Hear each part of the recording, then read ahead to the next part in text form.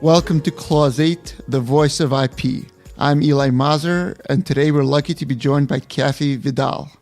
She is the managing partner of the Silicon Valley office of Winston Strawn, and she's not only one of the top patent litigators in America, but is also one of the most interesting thinkers in the legal industry.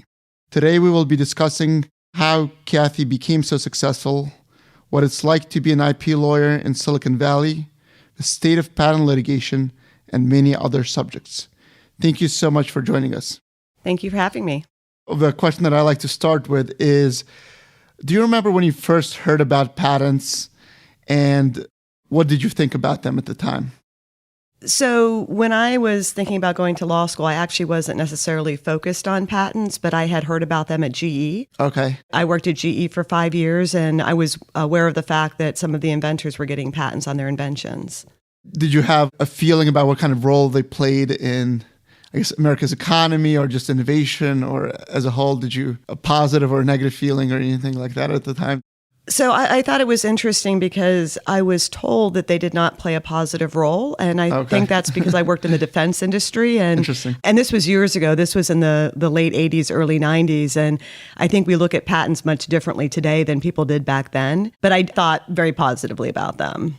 So you ended up, after working as an engineer, you went to UPenn Law School where you were editor-in-chief of a law review, and you ended up clerking for Judge Alvin Schell on the Federal Circuit, I believe. Can you tell us, what was the Federal Circuit like at the time? How did the judges work with each other? Can you tell us a little bit about that point in history? So I really liked the Federal Circuit. I had applied to other courts as well. And one of the things I liked about the Federal Circuit is that all the judges sat in the same courthouse.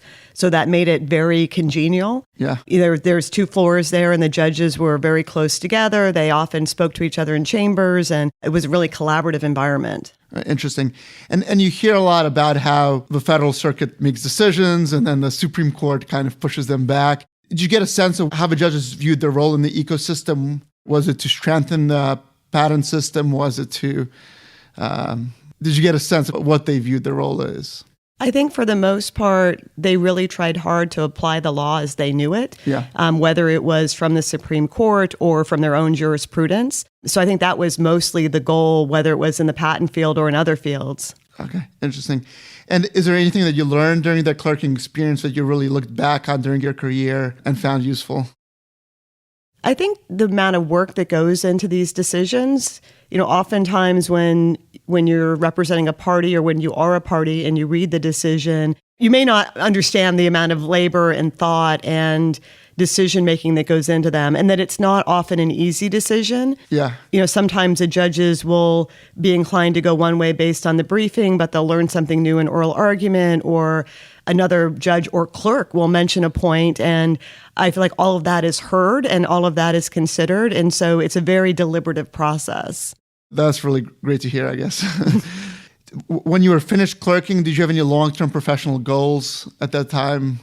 I didn't. When I initially thought about going to law school, I thought about being in-house counsel at GE because that was the company that I worked for at the time. Yeah. That was a passing notion that that's something I might want to do. When I went to clerk, I hadn't decided I wanted to do patent law yet. Yeah. I was still pretty open as to what profession I would go into in the law. And once I clerked at the Federal Circuit, that really solidified my enjoyment of patent law, which is a lot of that's based on my enjoyment of technology. I think you ended up at the Silicon Valley office of Fish and Richardson. Do you remember why you made that decision to go out to Silicon Valley and particularly join that firm at the time? So at the time, I was looking for a couple things. One, I wanted to be with colleagues that had varied interests and that were really good at what they did. And so that's what led me to Fish and Richardson. I'd interviewed with a number of different firms. I liked a number of them. I interviewed up in Boston. I interviewed in DC.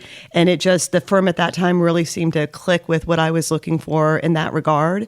And then when it came to location, I'd originally accepted for the Boston office. But once I talked to a number of my co-clerks who were going out to Silicon Valley, I realized that was a much better fit for me, given my electrical engineering background and my interests. Oh, interesting. And do you remember when you arrived to Silicon Valley and you told people you're a patent attorney, what was their reaction? Did they know what that is? Did they have a positive or negative feelings? Yeah, it's interesting because that was in the 90s. And at that time, patent law was not sexy. It wasn't on the cover of the New York Times. It wasn't something that was spoken about in dialogue. It wasn't something that CEOs focused on for the most part. And so when I did say I was going into patent law, I remember one reaction I got was that folks from my law school thought it was more vocational. Yeah. They thought that I should aspire to something more lofty like con law or something like that. But what about when you met engineers? Did they just have no opinions about patents, I guess, because they just weren't thinking about them? Or Well, the engineers that I met when I went to Silicon Valley were ones that cared about patents because they were the ones that were hiring us to either prosecute their patents or enforce them. Yeah. And so I think for the most part, patents didn't have the reputation that they have today with, all of the monetizing of them and the non-practicing entity suits. It was a little bit different marketplace back then. Right. So I think people saw it as a way to protect their technologies and generally had a positive feeling about them. And a few years after you arrived, obviously it was the dot-com bubble, but then the burst happened. What was it like being in Silicon Valley when that bubble burst? It was interesting because at that point I was in firm management. Yeah. So I was leading up the patent litigation group for Fish, which was about 60% of the firm nationwide. And so that was a very difficult time, as you may remember for law firms. Right. It was difficult because all the law firms were forced to make tough decisions so that they could, survive through that period. And so in Silicon Valley, it was not unlike anywhere else. The whole Silicon Valley changed. The highways were less crowded. You could get dinner reservations. I mean, it was a different culture there, but there were a lot of hard decisions that folks had to make, and then finding ways to support, for example, incoming classes of students when there weren't as many jobs. So it was an interesting time. And I guess it was good that Fish & Richardson had that geographic diversity. But did you personally ever think about leaving Silicon Valley? So I don't know that the burst just affected Silicon Valley. Yeah. We really saw the impact throughout the country. Okay. So it was something that I don't know that geographic diversity helped anyone more than anyone else. I don't know that there were law firms in Silicon Valley that had a harder time than those that were focused elsewhere. Okay. So I didn't really see leaving Silicon Valley as something that was going to be better for my career for the firm. Okay. Yeah, you just hear about Broback, Flager, and Harrison. I don't know, there was a gigantic firm out there, and it's kind of went down with the dot-com companies. Well, and I think part of, there's lots of reasons why firms, don't persist. And I will say that it could have been for some firms that if they focused a lot on startups, that could have had, obviously that would have had an impact on a firm. Okay. How did that shape the way you think about the legal field the rest of your career? Does it make you more cautious, or does it make you more conservative when you're making decisions about a firm, whether to expand or not? And when it comes to hiring and making decisions for the firm, because I now sit on our executive committee in addition to managing our Silicon Valley office, I do think about that. I think about the fact that patent litigation has been down recently. As defendants, and we represent both plaintiffs and defendants, but as defendants, we've been very successful with 101, and I think that's caused a lot of companies that would monetize patents to shrink a bit. Right. And so, because we're seeing fewer suits, we need to take that into consideration when we're hiring, and we need to be more conservative about that. Right. And we'll talk more about that. Obviously, there's, I guess, pretty significant changes happening with patent litigation. I heard an interesting story that you were actually offered the second in-house job at Google. Might be a little bit painful, but do you mind sharing about how that came about? Yeah, it was interesting because I never, when I was at Fish and I was there for 20 years, I never interviewed around. I'm the kind that, somebody said this one time, they say, you wear the jersey of the team you're on. Yeah. And so when I was there, I wasn't looking around, but I came to know a headhunter just through my social connections. And at one point he asked if we could go out and, have coffee. And I did that. And he mentioned that Google was looking for their second in-house person. And he wanted to know if I'd be interested in that. And it was funny because at the time I thought, wow, like the first in-house person clerked with me on the federal circuit. Why would I go work for my co-clerk? It didn't seem like it would be, a good move. And I didn't know Google that well at the time. So I said I was not interested at all. And, part of that was probably because I wasn't looking, but, part of it was, probably ego and thinking that why would I work for my co-clerk who, went off and now owns islands. Yeah. So perhaps that wasn't the best decision from a monetary standpoint. Was part of it that maybe you were risk averse, or did that really not play into your decision? I think it was more my loyalty that I was enjoying what I was doing, and I didn't really see a need to change things up. I didn't understand how exciting it could be in-house at a company like Google. Yeah. Now that I know so many people who've gone that path, it's a very exciting, interesting position to have. And I think I would have enjoyed it thoroughly. But I'm the kind that, although I think it's a funny story because, obviously my life would have been on a completely different trajectory. Yeah. At the same time, I'm enjoying what I'm doing, and I enjoyed what I was doing at the firm at the time. That was great. So I heard in that interview with you that you said that whatever you do, it's important to be passionate and good at it. Do you remember when that occurred to you that you're both passionate and good at patent litigation? Was it a moment that clicked for you? Is it something that you knew from the beginning? So I wasn't always passionate about it. When I came to the firm, as most junior associates do, I ended up having to do a lot of document review and other work. Sometimes that's outsourced nowadays, but at the time I ended up doing a lot of that in the beginning. I found things to challenge myself within that. So when the actual work wasn't as fun and challenging, what I would do is anytime somebody sent around a question of the day, like asking a question about patent law, if I didn't know the answer, I would look it up and study it and then respond with the answer. So it gave me something to do in addition to what I was otherwise doing. Right. And then I had a trial very early in my career, and that's really what started to get me really passionate about patent litigation. So I did have a time when things were a little bit frustrating, which I think a lot of people encounter. Yeah. And I think that's the time when, it's time to speak up, which I did. And my voice was heard, and I was given other opportunities, and then really found that I enjoyed patent litigation. And was that trial also when you discovered I'm really good at it, or is that something you already kind of knew and had the confidence from the beginning? Well, it was even when we were pitching the case that went to trial, I realized that being an engineer, having clerked on the federal circuit, I brought things to the table in terms of analyzing the patents that we should assert. So that's when I really felt like it was really starting to gel and click, that I knew how to create strategies. I could analyze different issues in a way that was really important to the business. And that's what I really love doing. Right. I love depositions. I love trial work as well, but I really like looking at the whole situation and figuring out what is the path that's the best path for success. I get a lot of enjoyment from that, especially when it's reinforced, when you get a good verdict, or that patent we won, or the trial we won, and it was on the patent that I thought we should assert. So that gave me a lot of satisfaction that I was adding value and really making a difference. So it's interesting that the first trial you worked on, you were actually involved in pitching to a client for that. Do you remember when you first started thinking about business development, and that's something that you need to be doing? Did it happen naturally, or how did that come about? So it happened a little bit more organically. So I realized after that trial that there are very few trials in the patent field. And so I wanted an opportunity to get on my feet and have experiences of communicating with people and explaining things. So what I ended up doing was I ended up accepting a position to teach patent law at Santa Clara University for a semester. Okay. And that was on top of my day job. Yeah. It was a night course, and it was a lot of work because I had to prepare everything a professor would prepare for the course. But it really got me up there in front of people. I tried to find different ways of explaining patent law, of explaining the technology to the students.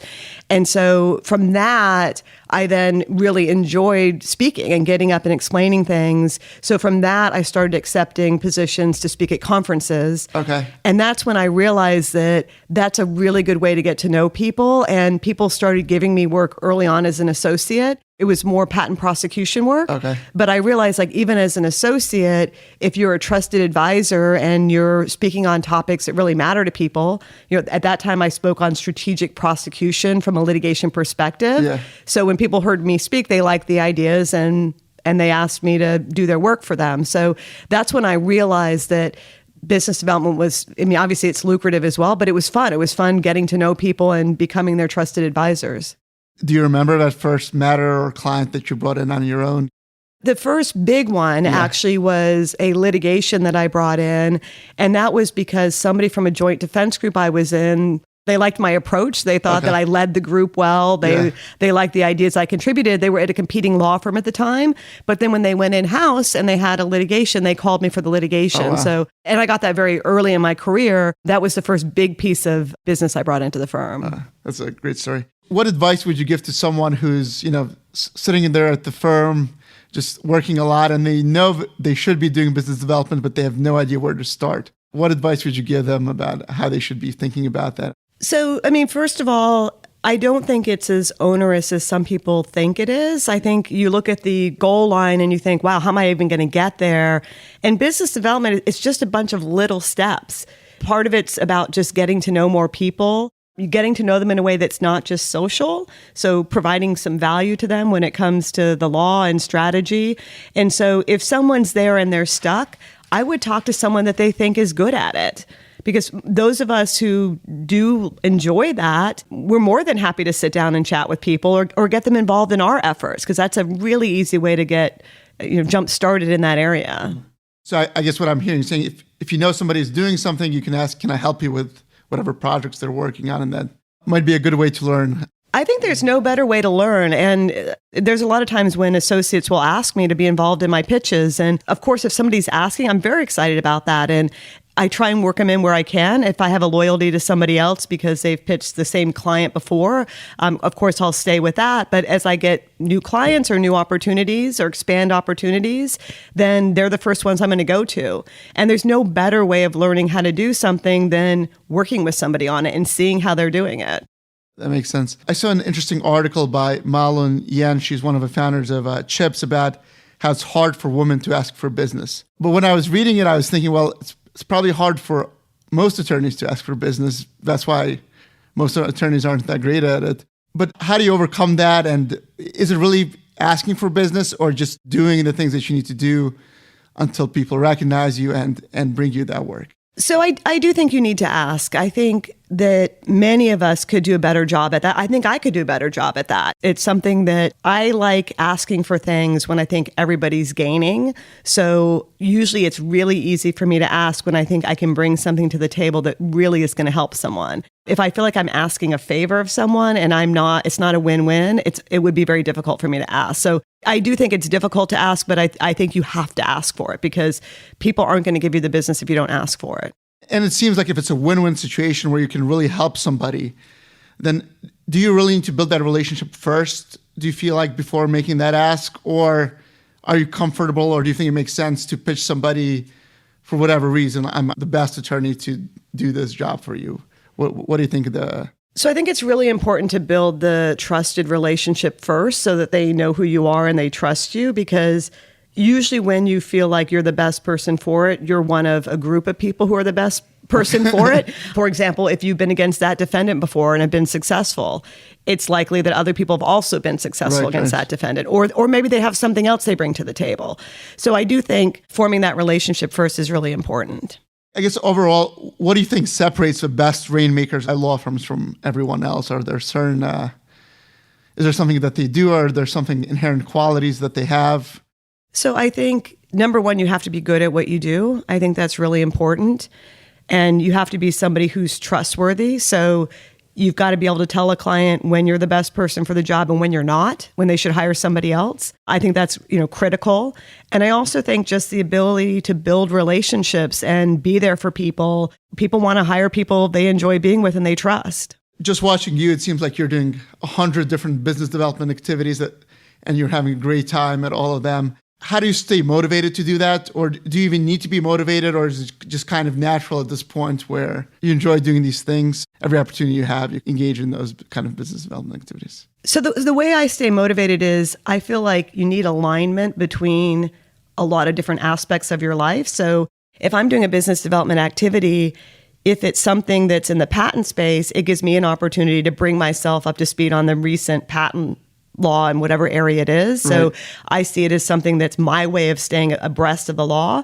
I also do it with people that I like, whether it's clients or my colleagues. So it's a way for me to get to spend more time with my friends, to help mentor other people, to stay abreast of the issues. So for me, it's a number of different things. And that's what's exciting and motivating to me, because it's not just that I feel this obligation to do it. It's more, wow, this would be great to bring all these people together that I really enjoy, and I can learn from them. They can learn from me. So I see a lot of benefits from them. And do you think about it in terms of, well, since you've been very successful, these type of activities actually lead to me landing new work, and these type of activities don't? Do you think about it in those terms, or is it really you just do what you enjoy, and then I guess the business development comes naturally from that? I do think about events in terms of what is the value it's going to give to other people. Okay. So I look at it from the perspective of I'm a leader in a law firm, and I feel a duty to do whatever I can to do my best for the law firm. And part of that's bringing in business, and part of it is cultivating clients, cultivating relationships. I'm a steward for the firm in that regard. When it comes to clients, I want to give them value. I want to be able to give them the best advice, and sometimes they pay me for it, and sometimes it's through these CLEs or other activities. Right. So sometimes that's what I'm focused on. And then I also want to be a good role model and mentor for other people. And so sometimes it's about that. But each event that I'm offered to speak at or that I'm considering, I look at that before I decide whether to spend time on it. Right. Because I do have work that I need to do, billable work for clients, and I have other activities that are important to me when it comes to the firm, whether it's recruiting or other things. So I can't accept every invitation. So I do really look critically at each one of them to make sure that there's something that is going to give value to other people. That's, I guess, a good way to think about that. I'm going to talk about different scenarios, but one scenario that I guess I come across frequently is you meet a junior partner at a big law firm, and they've obviously really good at what they do. That's why they became a partner. And they might have one client that they somehow lucked out at getting, but they have that fear, once this litigation settles, I'll have nothing. What advice would you give them? Would it be different from, let's say, a young associate starting out? And how would you advise them about approaching business development or getting that stream of work instead of, living in that kind of constant fear of that? So I think it's about really getting out there and establishing the relationships. And obviously, if they brought in a client, there's something that they bring to the table that they could replicate. Yeah. So just, getting out there, if the client's a really good client, maybe they go to conferences with that client, and that client can introduce them to other in-house counsel. There's a lot of different ways that they could build on what they've already established. I think a lot of it is just getting to know what they and their firm can offer and being able to engage with different people who are in-house on that. Good advice. You touched a little bit upon it, but I wanted to expand. I guess you say a big part of your role is really doing business development for your firm as a whole now. But how does doing business development at a big general practice firm like Winston Strawn different from doing it at Fish & Richardson, which is really mostly IP focused? How has that changed for you? It's changed in that I am a little bit more focused on what are really the needs of our clients and how can we best serve them. So if there's a client that really seems to have antitrust issues and that's where they're looking for new counsel, I'm not going to go in there and pitch patent litigation. Okay. If they don't have patent lawsuits or very few of them, that won't be my focus. I want to figure out how we as a firm can add the most value. And so being at Winston compared to a firm that has other practice areas, I can really focus across our different areas, whether it's antitrust or a lot of companies have a lot of employment issues now, whether it's employee benefit, employee compensation. We've got a great group with that. So I really try and look at the client's needs and make it less about me and more about what are their needs and who are the best people at our firm who can help them with that. So the difference is that Winston Strawn has a big base of clients already, and it's really figuring out what other services that Winston Strawn can make sense to offer. Is that? Well, That is true. That is true. There's also clients that, or I guess there'd be potential clients that we don't yet serve, people that I have relationships with or that I may have worked for in the past, either at their present company or other companies. So a lot of times it's about me engaging with people that I know and finding out if they do have legal needs where I think we can really add a lot of value. So part of it is, as you said, expanding the work with existing clients, but probably an even larger part of it is talking to people who may have legal needs that we could really help with. Okay. And I bet, is that a fun part for you now, that to learn about all these other legal areas? I do really enjoy that because I get a lot of energy from my partners because we've brought together some of the best groups in the country in all different areas. Yesterday I had a meeting with a client or potential client, both, right? A client in one area, potential client in another area. And I was able to come in the door with Jeffrey Kessler, who's one of the top antitrust lawyers in the country. He's also one of the top sports lawyers, and then with somebody from our employment group and with a person who heads our Latin America group. So it was really great to step in the door with, 3 of our top practices and talk about whether we could fulfill the client's needs in those areas. And, I get energy from each one of those people who are really at the top of their own games. I guess one thing that I found interesting about your move from a IP-focused firm to Winston Strawn is that at the same time, you've really seen the rise of these micro patent litigation boutiques. Whatever, these partners, they leave these big law firms and they say, I'm starting my own law firm because I just want to focus on patent litigation. I guess I have 2 questions. One question is, why do you think that trend is happening? Or maybe it's overstated. And second is, I guess from a perspective of an in-house, sophisticated patent litigation in-house, why does it make sense to hire a firm like Winston Strawn versus a small boutique that's only going to be focused on my patent litigation and might not have the same kind of overhead costs or whatever? I guess the pitch from them would be. Well, so I think overhead costs, it can be a little bit misleading. Sometimes you can hire a firm that has less overhead and you can achieve economies that way. Other times, for example, if you hire me on a 101 issue, I filed 3 101 briefs in the last 3 weeks. So it's cheap for me to flip a 101 brief because I'm intimately familiar with the issues. I argued SAP InvestPick at the Federal Circuit. I know the issues. I filed multiple motions. I can look at a patent and very quickly assess whether it should survive a 101 motion. So part of it is the experience that you get, and that could be in any firm. It's more a matter of what the individual people bring to the table. But one of the even bigger benefits of hiring a firm like Winston is a patent case may not just be a patent case, and you don't know how it's going to evolve over time. Like the last trial that I had, the other side tried to add in antitrust. Right. Now, had I been at a patent boutique, I'd have to go find a firm that did antitrust litigation, where instead I picked up the phone and called one of our antitrust lawyers, and they were able to successfully get antitrust out of the case through summary judgment very quickly because we had that capability. So I think part of the benefit of hiring a general practice firm is that you have all of these top practices that you can bring to bear on the client's issues. It's also good because patent litigation is a really great way for us to get to know the needs of a company and the company's technology. So if we represent a client in multiple areas, including patent litigation, it helps us be a real partner with the company. Yeah. So I was going to ask this later, but what advice would you give to in-house counsel about how they should go about selecting the right firm for their case, or how should they think about that question? So I think it all depends upon culture and what they're looking to get out of that relationship. A lot of the work that we do in the field generally is defense work. Yeah. And my goal with defense work is not to get chime in court or anything else. It's to get rid of the case as soon as possible if I'm on the defense side.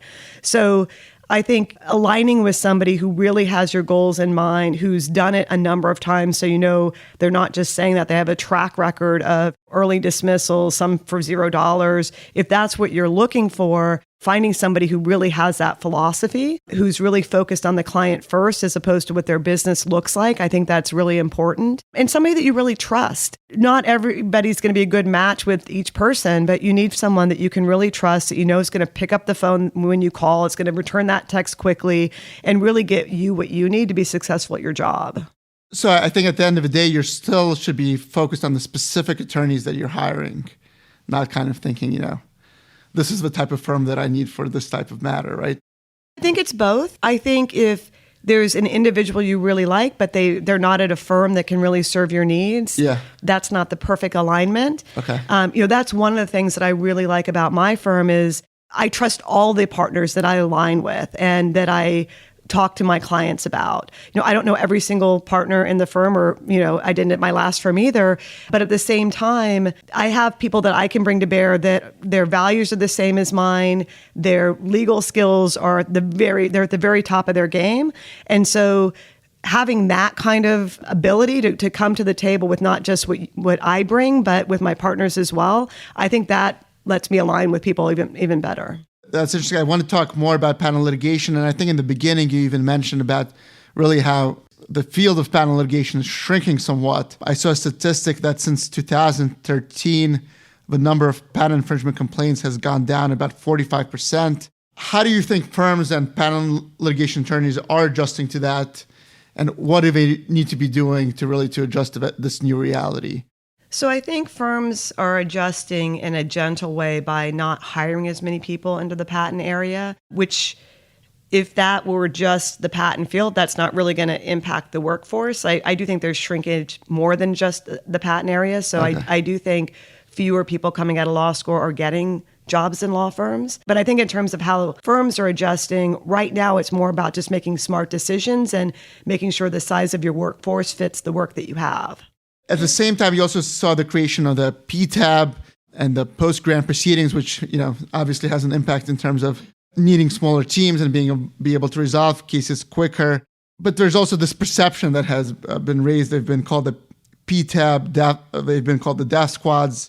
And at least for some acknowledgement, there's a perception issues associated with that.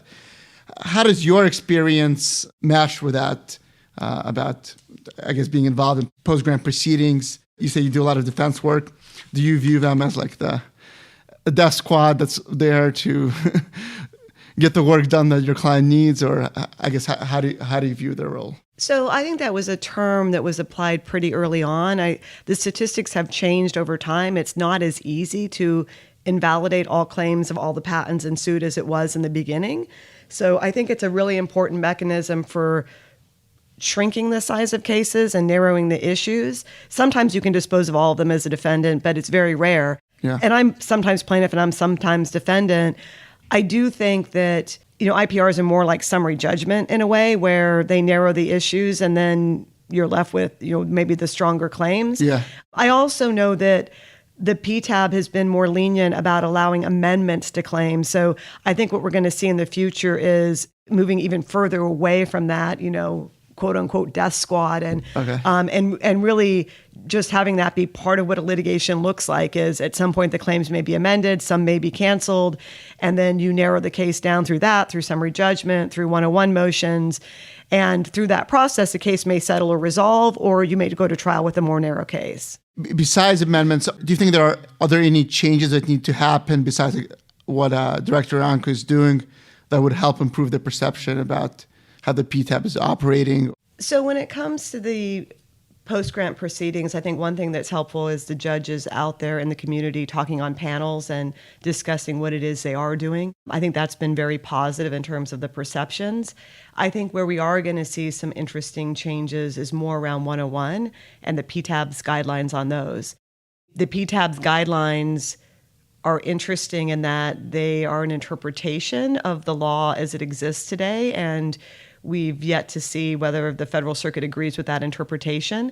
So I think that's where we're going to start to see some interesting things happen at the PTAB. So I think you're referring to the revised 2019 revised guidance that Director Anko put out. Is that correct? That's correct. Yeah. And do you have a prediction about how the courts will react to the application of that guidance as it stands now? I always hate to predict. I do think that there is a perception that the guidelines will allow more patents than the current law perhaps would sanction. So it will be interesting to see what the Federal Circuit does. I do imagine that they will be very clear with their thinking on the guidelines and whether they do comport with the law or don't comport with the law.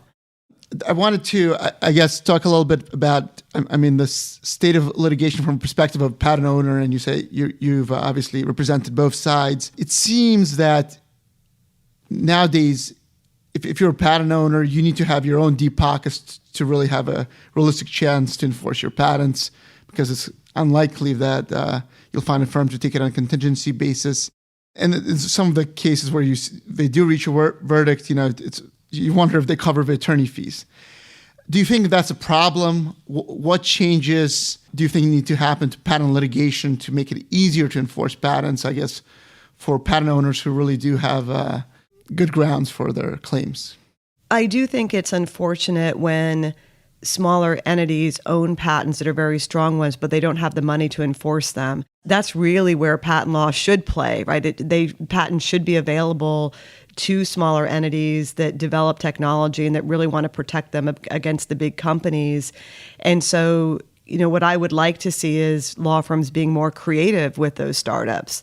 I know that it's often difficult to take those cases on contingency, often because if you're really enforcing a patent at the right point in time, you're enforcing it when a product just comes onto the market and there aren't the damages to justify a contingency fee case. Yeah. It's really the case that the startup wants an injunction more than damages. And so in those cases, firms could get creative about taking a stock interest in the company or, otherwise finding a way to be able to enforce the patents where there's not a direct contingency fee when in the future. I'm always surprised, actually, especially now, how many cases don't end up settling.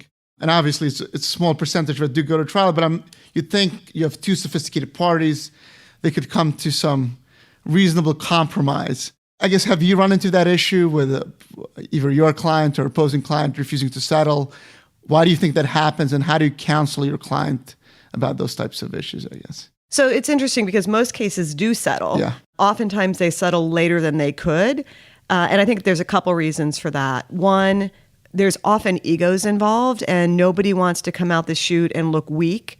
And so sometimes parties are afraid to discuss settlement because they're afraid it's going to project a weakness to the other side. There's also the case that people are principled and they don't want to settle if they believe the patent is invalid or should never have been enforced against them, or if they know they don't infringe. So a lot of cases are difficult to settle because they would, party would rather take down the patent on 101 or some other motion. Number one, because of principles. Number two, because they don't want to be a target. They want it to be known that they're going to fight these things and they're not just going to be an ATM and pay out anytime somebody wants to assert a patent against them if there's no real read. And have you seen that kind of attitude being, especially in Silicon Valley, kind of increase in terms of, I'm not going to be paying out all these, quote unquote patent trolls? Is that? So I've seen a swing. So I would say that years ago, people took the position that I'm not going to be an ATM, and then they shifted, and we saw a lot more early payments. If I can pay $25,000, $75,000 now, I'd rather do that than pay my lawyers $250,000 to win on summary judgment or to win an early motion. So the pendulum's swung in that direction. Now I'm seeing it swing back again, in part because 101 is such a strong defense right now, and there's a lot of patents being asserted right now that are susceptible to those challenges. And, we're being very frank about the fact that we believe we can dismiss things early on these motions.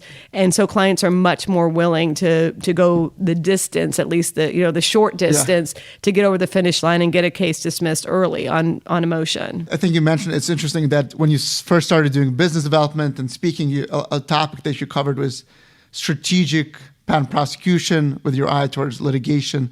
I guess from your years of patent litigation now experience, what do you think makes for a strong, high-quality patent that you're able to enforce? Or is there any characteristics that come to mind? So I would say the number one thing is that you need to write the patent not only with your own technology in mind, but with how someone else might create a similar solution. And so the biggest issue I've seen is when patent lawyers are just like, their goal is to get a patent, not the other goals of how am I going to block other technologies? What is this going to look like in my marketing plans? How is this going to look for my exit strategy? What is it going to look like I own? Because, I've seen patents that they're so narrow that you can't really use it for marketing. You can't use it for your exit strategy. It doesn't look like you own much. Yeah. And you're never going to block anyone because you really focused on your invention and not a broader sphere of technologies that you had conceived of. Yeah. So that to me is the biggest thing, is to think, how can somebody get around this patent? And I would say there's one other thing I think is important. How can I prove infringement without having discovery? Because if you have a patent, for example, on a semiconductor, and the patent says deposit this layer and then etch the layer away, then if the layer is gone, you're never going to be able to tell in the final product. If you look at a view of that semiconductor, they're called SEMs or TEMs, but if you look at a view of that semiconductor, you would never know whether the patent had been infringed or not. And so I think it's very important to think about, based on public information, am I going to be able to prove infringement? Because otherwise it's going to be difficult to bring a case. Yeah.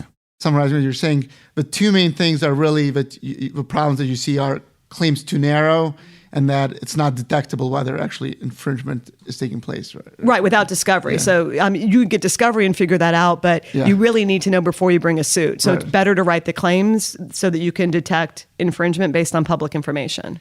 And you do see a balance, obviously, even on the patent prosecution side. There's a lot of clients have pressure to cut their fees in terms of how much they're spending in terms of obtaining their patents. Do you think that's impacting the quality of the patents that you're seeing?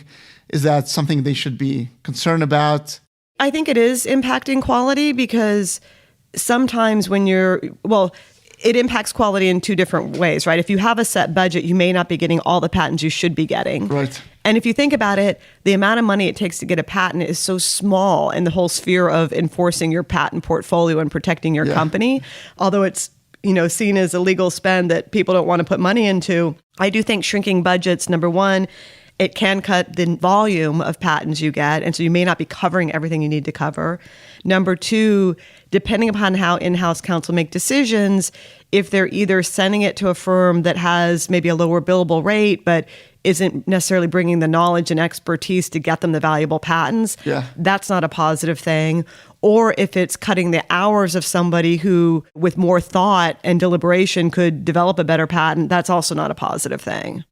And obviously you mentioned that final claims that you get are very important, but in terms of, does the specification matter for patent litigation? And also, you obviously hear patent prosecution history also plays into role into how patent is interpreted, but how common is that the prosecution history itself becomes an issue in your experience? Yeah. They're all really important. The specification's important for a lot of different reasons, including that it's going to inform how the claims are construed. It's also very important, even more so after Berkheimer and Atrix, when it comes to 101. So you want to make sure that you're very express in your specification about what your invention is. The file history, it's interesting because it played more of a role before. Now, a lot of judges are focused on, was there an express disclaimer in the file history, which is sometimes a very high standard, instead of looking at the file history and determining, does the file history provide further guidance on what the claim terms mean? Okay. Some courts kind of go to an extreme in that regard. So it's still very important. It's important for doctrine of equivalence as well, which is sometimes where the rubber meets the road in these cases. I guess a common argument that you used to hear about is patent trial attorneys tell jurors is the U.S. government granted this patent. It's been thoroughly analyzed and they decided to grant the patent. And, that's how you convince a jury that they should enforce this patent. Is there anything about a patent or its prosecution history that you think makes that argument less effective? For example, I was just thinking, let's say it's a first action allowance, Mm-hmm. Have you ever seen issues like that, counterintuitively actually make a patent less valuable because there was no prosecution history to speak of, So what's interesting is most judges will show the jury there's a video that the FJC put out on the patent process. So most judges will show that video, and that video is pretty balanced in that you can take parts of it and use it no matter which side you're on. Yeah. I would say the same thing for a file history. If you've got a good litigator, they're going to be able to use that fact either way. Yeah. They're either going to use it to say, this was such a clear invention that there was only one office action when normally there are multiple rounds, but this was such a strong patent that the patent office blessed it immediately. Yeah. Right? Or they can come in and say, wow, the patent office didn't do their job here. I mean, they didn't even look at much art. They immediately blessed it. Obviously, they were asleep at the wheel. So, a litigator can turn that any which way. And I guess that's super interesting. Do you ever see arguments in terms of, well, the Patent Prosecution Council, was playing games with U.S. Patent Office? Do you ever see arguments along those lines? Obviously, IDS issues comes in, but I'm saying, maybe a misleading statement in the patent prosecution history, or just, using some kind of maneuvers that aren't. You've got a good point. That's often used. Okay. I mean, whether it's they flooded the patent office with so many references, it would be impossible to weed through all this. But here, we did the work. The patent office only has 20 hours to do this. Yeah. We did the work. We found the reference in that whole pile that really should have been brought to the patent office's attention. So juries, they want to know the story. It's difficult just to make a decision based on rote facts of is there infringement or not. So if you've got something in the file history where you can tell a story, I think it's very effective. So I guess it's even important to be able to tell a story, I guess, from the patent owner's perspective about why you deserve that patent, right? Is that my understanding, right? It is. It's good, obviously. You don't always have that option, but it's a nice thing to have. Well, and I think you need to tell that story because a lot of times when the patent is enforced, it's years later. Yeah. So it may seem like, well, that's obvious to put this on your cell phone, but at the time, nobody was doing anything on cell phones, right? So it's really important to take the jury back in time to what was going on in the industry at the time and why this was an important invention and why the patentee obtained a patent on it. So you're absolutely right about that. That's very interesting. So I wanted to, I guess, go back to your career. We've mentioned a few times that you went from Fish & Richardson and you became the head of a litigation group, which is the largest part of the firm there. What advice would you give for a younger attorney about how to become successful within a firm? How did that happen for you? So advice I always give is you got to act like you have the job before you have it. Okay. I always think that that's effective. So if you want to be a leader, start being a leader. Don't wait until you have the title. If you want to develop business, just start doing whatever people do who are business developers, and the work, the money, the titles, they'll follow. I give that advice to people all the time. What are the types of things that you could do to be a leader? So I'll give you an example from my career. So when I came over to Fish & Richardson from clerking at the Federal Circuit, I thought we could do a better job with recruiting clerks. And so I started an event in DC where we would fly to DC, we'd fly our clerks from around the country to DC and would host a dinner for clerks. Turns out within a year, all the other law firms started doing that as well. And we had the lead when we had first started it. But I thought about issues. I came up with solutions. I proposed them. I asked to do that. Okay. And the firm was supportive. And then I asked to be the hiring person for the office.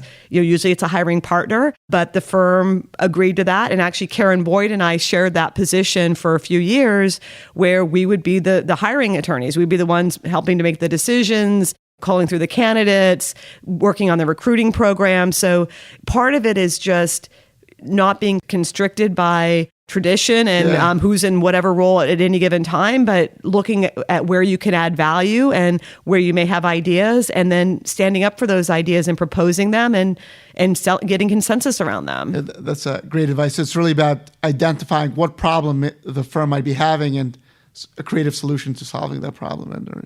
Right, and I think that goes for across the board, whether it's developing clients or obtaining positions in firms. I mean, looking at where you can add value and then either adding the value you already have or cultivating that value. As I mentioned, when it came to the questions of the day, I would find the answers. Yeah. And so pretty soon I was the expert on everything because I looked up every single answer so that I would be able to give value to other people. Sometimes I have the value in my head right now. Sometimes I have to create that. Right. That's great advice. You mentioned that you were very happy at Fish & Richardson, but a few years ago you moved to Winston & Strawn. And I'm sure there's lots of people at Big Law who like their current firm, but they're getting calls from recruiters and think, well, the grass might be greener. What advice would you recommend about making a decision whether it makes sense for somebody at a firm to move to another firm, and what kind of consideration should they really be thinking about? Well, I think if anybody's considering leaving a firm, I think you owe it to yourself to explore whether you can get more out of your current experience. I think a lot of times people are too quick to think that the grass is greener, and it's a big deal to move firms. It's a big deal to go in-house. And it's hard to step back from that once you've done it. Yeah. And so I would not be too eager to do that. I would make sure that if you are going to a new place, you're completely, if you're at all not sure whether to do it, you should never move. You really need to have the passion and know that it's going to be a better place for you, and do the diligence so you know that. But before doing that, I would say find out if there's things about your current position or your current firm that you can fix. Yeah. Because in all the jobs that I've had, there's always been people who've left when I've thought, why didn't you talk to me about that? Like, if that's the reason you're leaving, I could have fixed that, or I could have given you that opportunity that you thought you had to go somewhere else to get. Okay. That's really good advice. One last question. I think you touched about it, but I think it's, before we get to hopefully fun questions. You talked about, I guess, your current role as a Silicon Valley managing partner is really to help maybe bring in business for different practice areas. But I'm just curious, what does it really entail to be a managing partner of an office for one of these, international law firms? Are you in charge of the building and everything else? Or what does that really entail? So it's interesting. I do work to try and connect the right people up with the right clients. Like, that's part of what I do. That's not necessarily part of my job description for being a managing partner. It's something I do as a shepherd for the firm and as somebody who wants to help companies. And so if I can help them more broadly, that's a big plus for them. It's a big plus for me, and it's a big plus for the firm. So I see that as my role, as quite frankly, as a partner, never mind being on the executive committee or a managing partner of an office. In terms of the office itself, I am ultimately responsible for everything that touches the office, the P&L. Are people billing all their hours? Do we have the right staffing? Are we integrating with the other offices? Are we developing business? What is the rent? Are we in the right space for the number of people we have? Should we move on? When's time to look for a new office? What is the culture of the office? What kind of giving back to the community should we be doing? What kind of pro bono work should we be doing? The last few years, we were at 100% pro bono. Every single person in the office built substantial pro bono hours. So all of that is within my purview. At the same time, it's the team, right? It's all of our responsibilities, and I'm just there to shepherd that. It's funny because you seem very passionate about business development. You're very passionate, obviously, about patent litigation, and you just described a lot of things that, as a lawyer, I think most lawyers wouldn't expect to be worried about. Is there a part of your job that you like the most, and how do you really balance all those? So there's different parts of the job give me different levels of satisfaction, different kinds of satisfaction. So, I love the people at the firm. I think anything I can do where I'm collaborating with others brings me joy, because I care about them. Like, I want them to do well. I'm in awe of them and their own successes. And so that brings me a lot of joy. That's more of a right brain joy. Then there's the left brain joy of looking through a case and finding the silver bullet and knowing, wow, I can take this down that way, or we really should have a discussion because I think the other side's going to be reasonable, and I think they'll just walk away if we share this information. And so just having built that knowledge over time and that instinct, I get a lot of satisfaction over that. I get a lot of satisfaction of bringing home wins, whatever that means for my client. So if I were to look at my job and pro bono, helping people and, realizing that not only can, like, one of the things recently we did was we helped a young girl who was going to be expelled from school. And the associates I worked with thought they saw some racial issues with the way decisions were being made. So now we're thinking about, is there something bigger we can do? Instead of just helping the one-offs, is there something we can do to change the regulations so that they're not so squishy? So that if people do have biases, that can't be used to influence ultimate decisions. So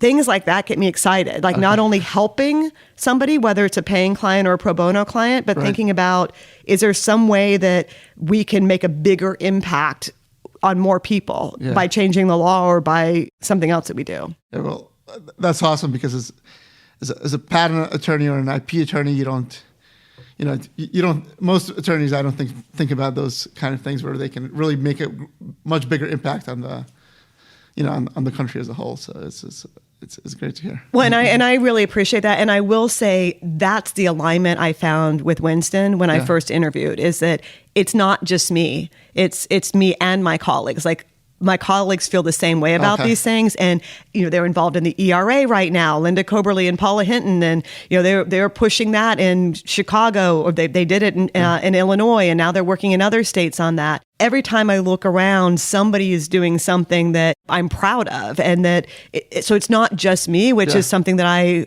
feel really at home. that not only is the work I'm doing rewarded and appreciated, but my partners are doing the same kind of work, which feels great, in addition to going to court and winning their cases. That's good. All right, so the last, I guess, two hopefully fun questions. What advice would you give to a law school student or a young attorney who wants to become the next Kathi Vidal? Well, so I don't know that that's something to aspire to, but I would say that you really need to find out what you're passionate about and pursue that. Like, I wake up sometimes 3 a.m. and I'm ready to start my day because I come up with an idea and I'm excited about it. I just want to get to the computer and start working on it. So I think if you can find something that gives you that level of passion and energy, then pursue it with all your heart. I mean, it's going to take a lot of hard work, but if you're keeping that goal in mind of this is something that gives me energy, then it doesn't feel like hard work.